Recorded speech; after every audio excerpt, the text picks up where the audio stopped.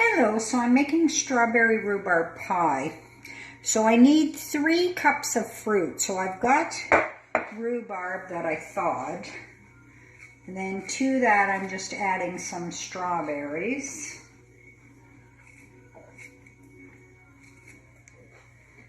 So you want about 3 cups of fruit. So that's that. To the fruit, I'm going to add 1 1/4 cups of sugar.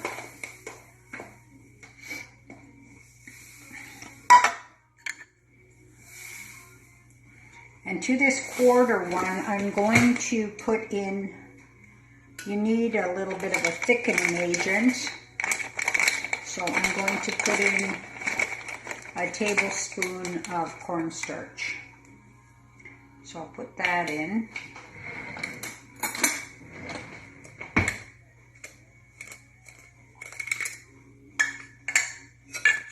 Mix everything up. So you want it to sit for a little bit before you put it in your pie crust. So while it's sitting, I'm going to make the pastry. So while my fruit is getting ready, I'm making pastry. So 5 1/2 cups of all-purpose flour.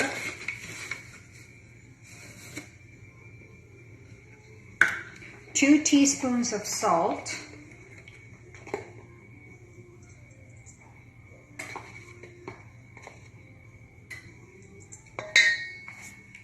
And I use lard for my pastry, so I'm putting in 1 whole pound of lard.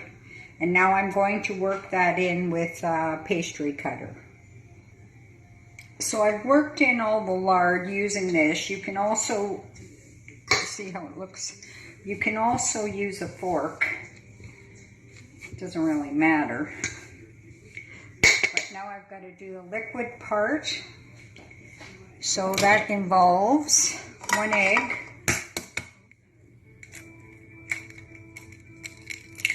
so I'm just breaking it into a measuring cup. Mix it up. 1 tablespoon of vinegar, and then add enough cold water to make 1 cup.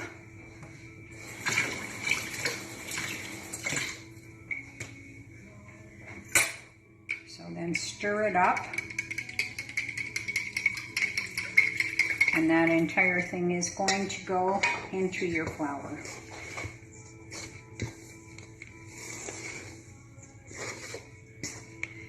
Just mix it in.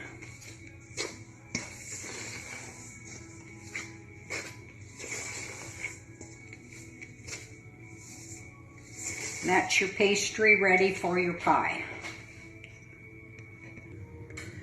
So dough's all mixed, so I've floured my counter. Take 1 bit of dough. Make sure you flour your rolling pin.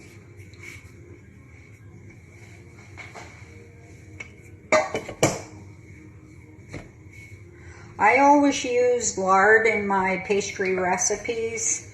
Tender flake lard, I always have. I'm sure lots of people don't like the whole fat aspect, so they use something like, say, Crisco or whatever.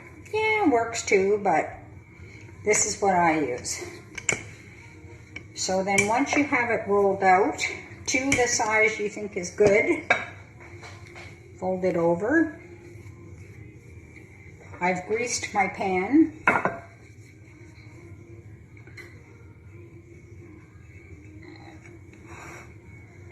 And put it in the pan. Oops.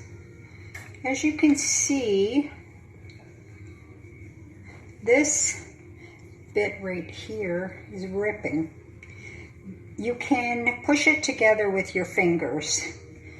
Pie dough at this stage is very pliable, so just patch up the holes.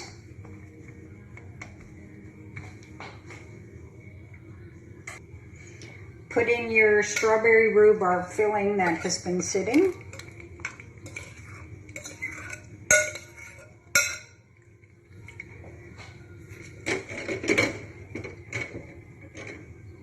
Then we just have to do the top. So I've rolled out the top, and I have a little cookie cutter. So I did a heart in the center.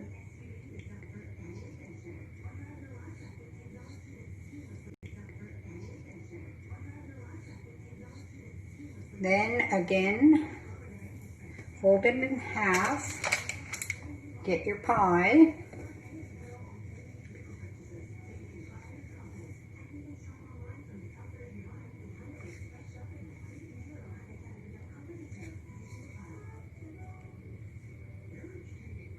And fold it over top.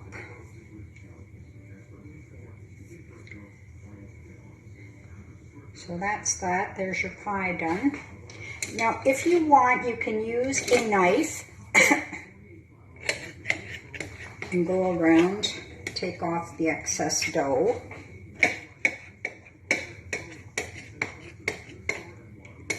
Or you can just press it around and around and around, and it will come off that way. The dough adheres to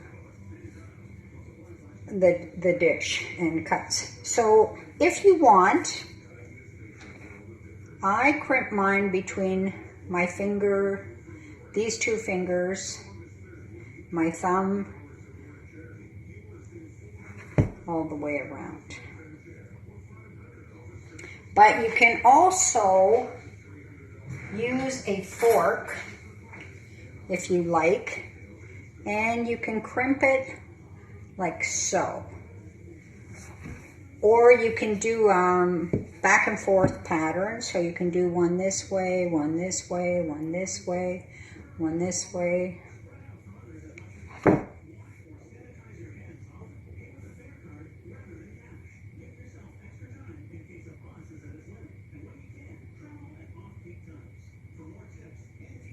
There's the pie ready for the oven. I'm going to do egg wash. So 1 egg, mix it up good. You can do a splash of cold water or a splash of milk. Because I don't have any milk down here, I'm just going to use a little tiny bit of coffee cream.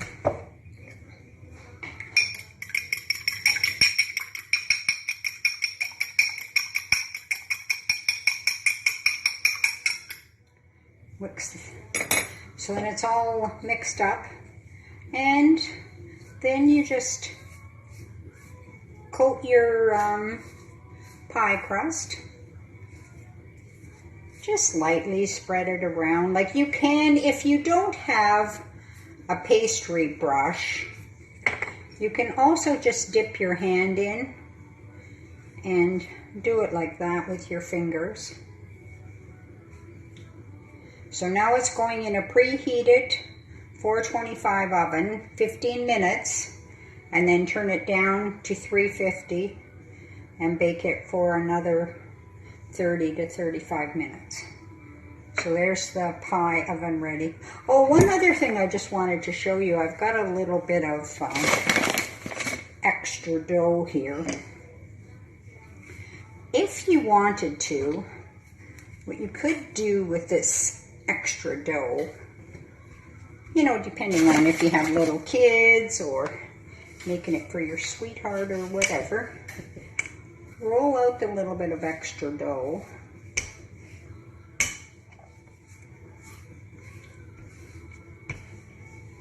And whatever type of cookie cutter you have, I just happen to have this one here, you can cut out a few hearts. Or say if you were making it in the fall, like a pumpkin pie, you can actually do a few of these leaves and put it on top of the pumpkin pie. So little tiny hearts. cut them out. Little dough hearts. And then I'm just going to put them just like that. And that's that for the pie. It's going in the oven.